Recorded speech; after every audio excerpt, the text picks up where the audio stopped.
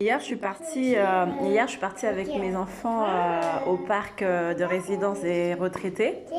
Et il y a un immense parc. Je sais pas combien d'hectares il y a là-bas.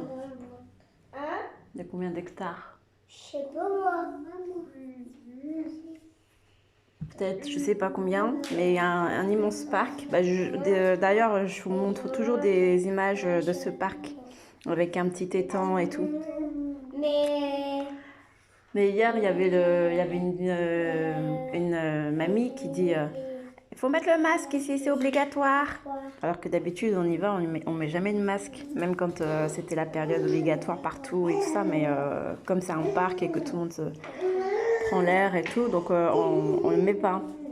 Et là, en fait, elle est en train de faire le tour du parc pour dire à tout le monde de mettre son masque, même aux retraités qui habitaient, quoi. Et étant donné que j'ai des enfants, que je les emmène là-bas au parc, franchement, j'ai mal pris. J'ai dit, ah bon, comment ça? Après, elle a dit, oui, oui, c'est obligatoire ici.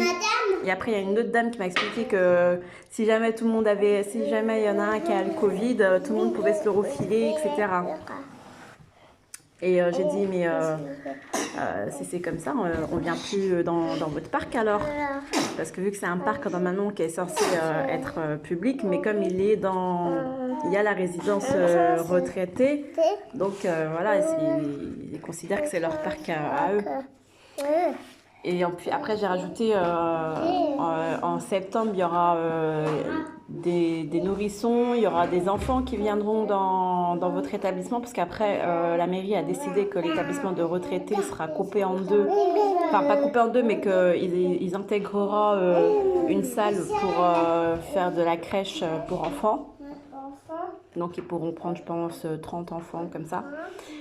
Une nouvelle structure pour les enfants. Et c'est une nouvelle idée dans le sens où on mêle les vieux et les jeunes ensemble, quoi. ouais, c'est tout ça. Bonne ou mauvaise idée, en tout cas, si c'est dans cette mentalité, je leur dis, et après, pour les enfants, vous allez les masquer aussi, les bébés qui vont arriver chez vous. Je suis partie un peu, enfin, pas en colère, mais j'étais un peu consternée parce que je m'y attendais pas en fait. Je m'y attendais pas, mais bon, après, voilà, j'ai pas crié, mais j'ai montré que j'étais pas contente de. En fait, c'est leur peur au ventre, quoi. Ils ont la peur au ventre. Moi, les abeilles. Donc maintenant, je vais essayer de. Maman,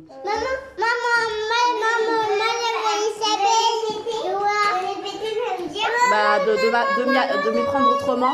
Attends, Anne-Louise. Attends, qu'est-ce qu'il y a? Les abeilles dehors. T'as vu les abeilles dehors? Ah bon? Ah ben, on va essayer de faire un cours sur les abeilles d'ailleurs, c'est très bien. C'est très bien. Mais c'est très dommage de voir comment les gens, ils ont la peur au ventre.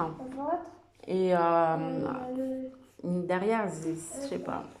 Ils n'ont pas confiance au Seigneur. Il y a pas de changement de mentalité. Là, on est au troisième confinement. Et c'est toujours... Salam.